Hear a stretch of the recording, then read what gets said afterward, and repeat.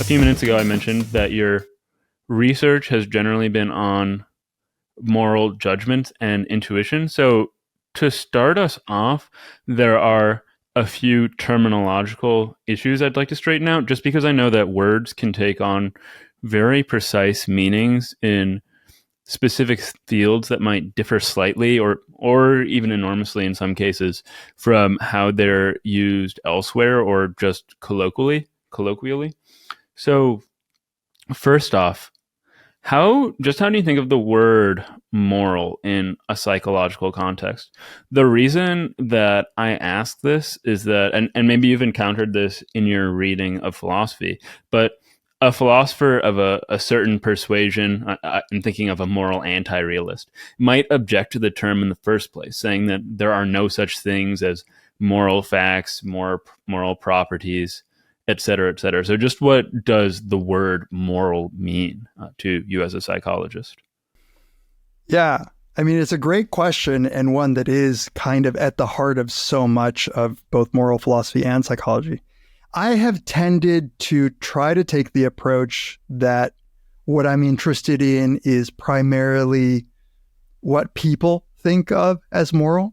So whatever they themselves have strong feelings about the rightness or wrongness of. And that's actually a pretty wide definition, right? Because some people feel very strongly about norms that I wouldn't consider in the moral domain. And people might even feel as if, so one way that people have thought about trying to wrangle this concept is by saying, all right, a thing is a moral thing if people have strong feelings about it, if it pertains to the actions of other people, if they think it's universalizable. Like those start to get into what we might consider a moral belief. So you and I might have a very strong view that vanilla ice cream is better than chocolate ice cream. You might vehemently disagree with me, but it doesn't bother me that much that you disagree. But if I do think that you have the wrong moral view, for instance, if I think that abortion is killing babies and murder and you don't, now I care. So I've tried my best to have a wide conception of it because I am really fundamentally interested in what people think of as moral. But that means that I also have to be open to the possibility that the concept moral is something that we, as in we, the Western tradition or even philosophy, Western philosophy, has constructed that isn't a quote unquote real kind in the world, so that there might be some people who have no domain, they don't have a conception of what we would call the domain of morality. So for them, issues in aesthetics and manners and morals are all part of the same. They're just like some norm or another. And that to me is just an interesting psychological question. To what extent do we share the notion of moral and that it might cohere? And I think you're probably familiar with the work of John Haidt, who has argued strongly that whatever our notion is that we have inherited as psychologists, probably from the Western philosophical tradition, has been too sparse a notion. So he's tried to say, now morality is broader than what we think. And so he's argued that there are, at least 5 domains of morality, of which Western liberals only have usually use 2. Yeah. So there is a sense in which it's an empirical question, but then there's a sense in which it's not, right? You can't, if you wanted to go and do a study on, eating behavior or on classical conditioning, and you told me that you had done a study on morality, I would just disagree. I would say, well, you're just wrong about what morality is. So of course I have to bring some a priori notions into it, but then I really want to inform that with what it is that the people seem to believe. And I actually think it's an open question as to whether or not there is a domain that of morality. A lot of people, Walter Sinnott Armstrong, for instance, the philosopher, has argued that doesn't make sense to, the term doesn't mean anything at this point. Yeah. So just to toss this back at you to make sure that I'm on the same page, but what it sounds like is you're sort of able to sidestep the deeper metaphysical, or maybe the meta-ethical, that would be a better word, questions by taking examples of human experience as given and then just taking morality to be the thing that rightness or wrongness applies to. And then you use the word constructed to great effect. I mean, this approach allows us to investigate different cultures' moral norms without questioning whether one culture is right and another wrong, and leading to moralizing in that sense. Absolutely. Yeah, you're totally right on that. And, if I were doing moral philosophy, I wouldn't take that approach. I even have, my own view of what morality is, but it's nice as a psychologist to not have to bring that to bear. But sidestepping is maybe too strong. I think a lot of psychologists ought to wrestle a bit more with what they mean when they use the term. And, some have just said, okay, here are the properties of what we're calling moral, like the normativity of it, the universalizability of it, the strength of that attitude, perhaps certain emotions being involved. Some have said, well, the notion of justice or the notion of harm has to be involved some way. And they have tried to mount an argument that we can all agree in whether or not an attitude that's being expressed is moral or not. But I try to be careful about it, and at least thoughtful about it. And when people ask me, having done a podcast with a philosopher for whatever, 10 years, people are always asking me, listeners will say, well, what do you believe? Like, are you a realist? And I always say, well, the nice thing is, like, I just don't have to have an answer, right? Because I'm just never quite sure. I would rather study whether or not people are naive moral realists, because I can never really land on an answer myself. Well, there are two other terms that I wanted to ask about, and they might not lead to as much substantive conversation. But the second that I was curious about is intuition. Again, particularly as it relates to moral intuition, because this can mean such different things in different places, like in the philosophy of math, for instance. And I think this is actually a very interesting difference. Some people will treat intuition as if it's something like a sixth sense that, and for a well-trained mathematician at least, might give a sort of direct connection to extrasensory truths.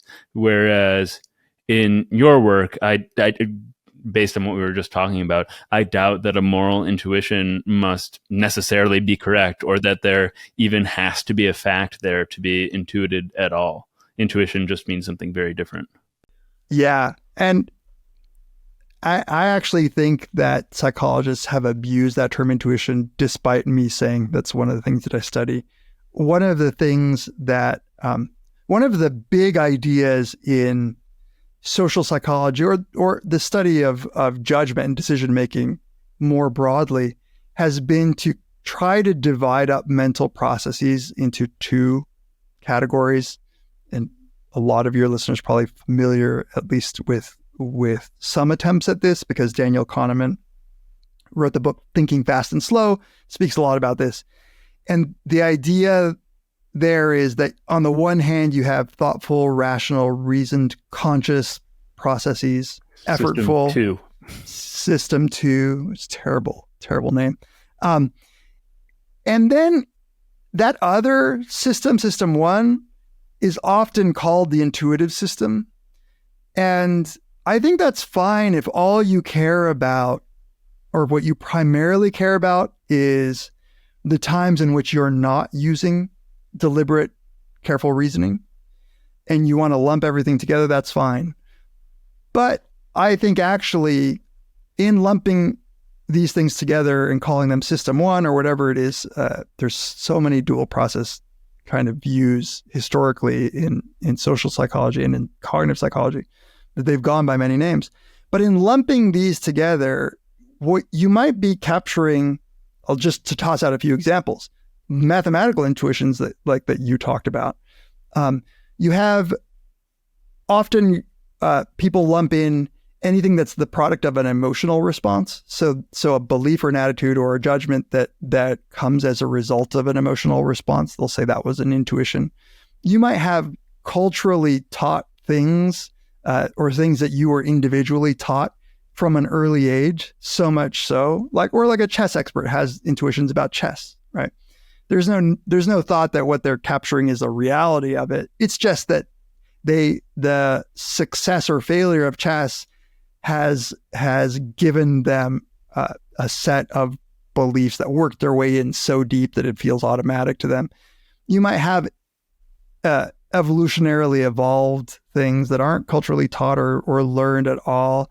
You're lumping together a whole bunch of things, all of which might arise as a result of very different psychological processes. At least it's an open question what the processes are.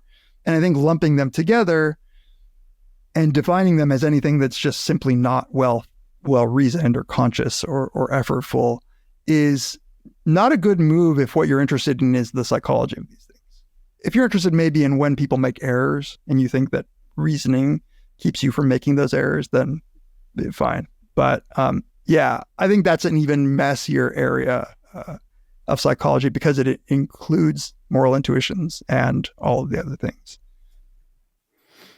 Yeah, Danny is quite. So I had him on the show. It was sort of frustrating because I had read Thinking Fast and Slow for the occasion, but we decided at the last moment to talk about Noise, which was also a terrific book. But I had to read it largely subsequent to our conversation because we shifted. So I wasn't as prepared as I would have liked to be. But Danny, I think, at least in TFAS, is quite careful to say that System 1 and System 2 as homunculi are totally fictitious, and that he doesn't think there are any little men or even neurally separate or distinguishable systems that correspond to System 1 and 2, but that they're rather useful tools for explaining things or sorting different psychological phenomena. And I think you obviously know this, but it will still lead to a lot of confusion. But at least for our purposes,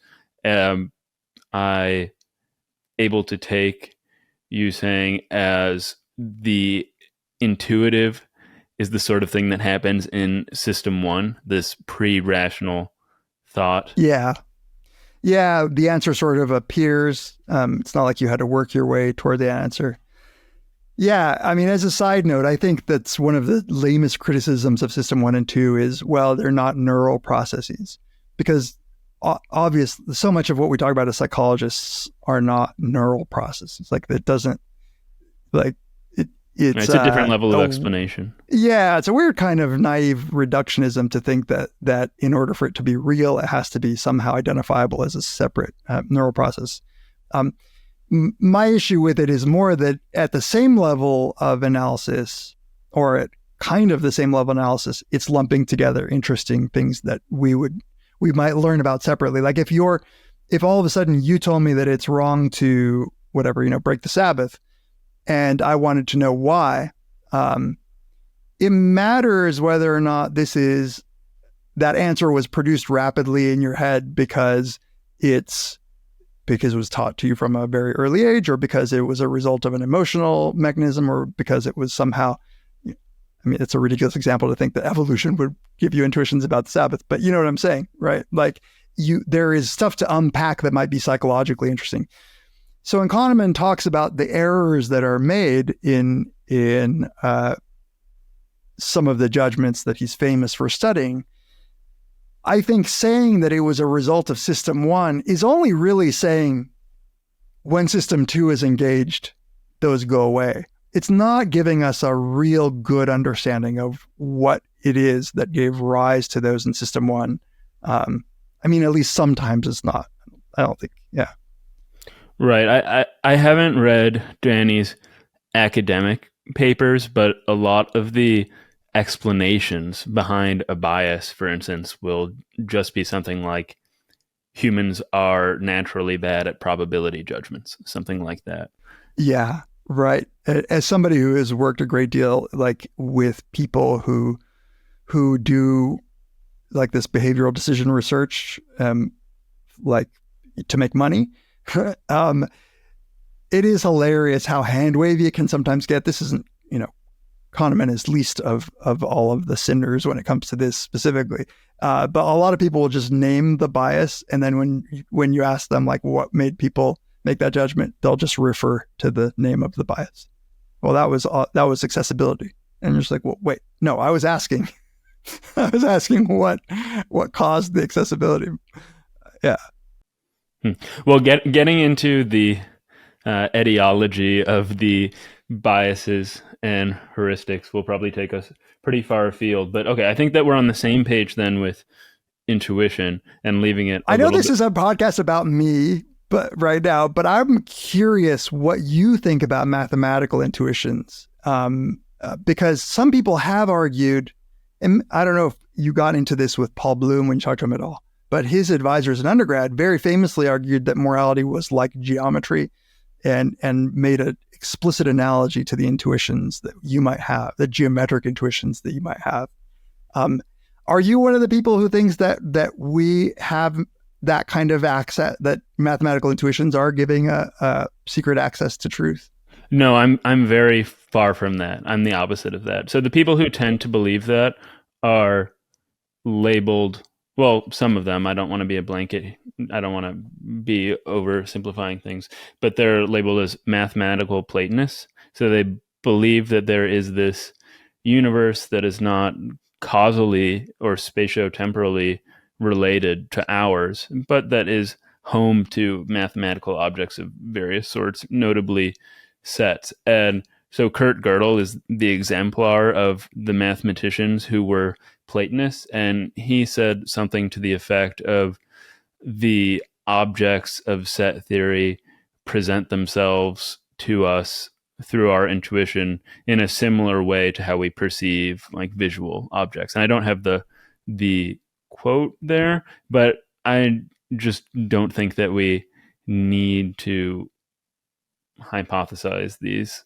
mathematical objects to make sense of mathematics, even though I don't personally have a fully worked out account of how this would go. But I see why it's analogous to the moral case. There are my friend Justin Clark Doan at Columbia has a book, Mathematics and Morality, or Morality and Mathematics, that is all about comparisons between the two and questions of realism in the same. Mm-hmm. But so the last term that I wanted to talk about is judgment. And a judgment can be a decision. It can affect the world, as when a judge makes a decision. It can be based on instinct or an ostensibly objective evaluation of data. So there's system 1 and system 2 and so on. So just how do you define a moral judgment so that it can be measured, I guess, in a laboratory? Yeah, also really good and important question. I have tried to just constrain myself to the judgments I'm interested in that are kind of face valid. So if I say, is this right or wrong? Morally right or wrong. Sometimes I'll just say, do you think this is morally right or wrong? This is morally acceptable. This is morally forbidden, impermissible. And distinguish that from decisions as things that actually impact the world, like what you're choosing to do in the world. And oftentimes it's just, so one of the things I'm really interested in is judgments of responsibility. So I'll just say, like, do you think this person is guilty or culpable of this? So if I ask you, for instance, do you think that this, son of Sam was schizophrenic and his dog told him to kill people, and so he does, do you think that he's morally responsible for those actions? And then I just get your answer, whether it's on a scale or on just a dichotomous yes, no. Sometimes punishment, right? Do you think that, how much punishment do you think somebody deserves for doing this? So I try less to use the term judgment as a blanket and try more specifically to say, all right, let's just ask people straight up what they think about responsibility or or blame or character in some cases. Do you think this is a good person or a bad person? And there's an assumption there, the assumption that we're all reading that the same way, which I think is an assumption that is, it can be sketchy at times, especially when we're talking about cross-cultural stuff. Like, what might you mean when you say that somebody is responsible or not? But to the extent that we can get some sort of agreement on, if I trip and I accidentally push you over and you fall down, am I morally responsible for that? 99% of people will understand that's what I mean, and they'll say no. Something that just comes to me as I'm listening to your responses, and this isn't at all a criticism of psychology, but I think about how physics, for example, if for physics to proceed, all physicists had to agree on a definition of what a point is, or what zero is, or any of these things that philosophers have been arguing about for thousands of years, then physics would never get off the ground. There's something similar there with psychology. I mean, you can get away with leaving a lot of these basic terms like judgment somewhat murky because you can rely on the fact that everybody knows what a judgment is. Yeah, and you can, if, like, let's just say that I had no category judgment and I was just really concerned with, does this anger you when it happens, right? And I just ask you, does that anger you? Even then, you have deep issues about measurement that have to be worked out. And I think that's one of the reasons that psychometrics in general has been so important. And I think it probably should be more, but we rely on things like the agreement between observers. So if I want to, one of the things that I have to tell students is a subjective thing can be objectively measured. So if I want to get attractiveness ratings and I show people a bunch of pictures and I ask them all to rate how attractive somebody is, there's an understanding that obviously attractiveness could mean lots of different things. But it is an interesting finding that you get a whole bunch of agreement about who's attractive and who isn't, with a bunch of disagreement in like the middle area. But how you ask that question and how you look at the data to even say, I have evidence that I have measured attractiveness is, this is one of the things that people have said about psychology is we tried to be a hard science too fast. We started relying on the language of precision and measurements without having really taken care of some of the deeper questions about what we're measuring and how. So people will say like, well, did you know that on a 7-point scale, people think that this judgment and this condition, a person is 6.3 responsible. Well, that is a precise number that you've given me, and you can give me statistics, but I think it's still something we're constantly wrestling with, which is, what does that mean, right? Does that have to correlate with like how you would treat that person if they did it to you? There are all kinds of questions that are still out there.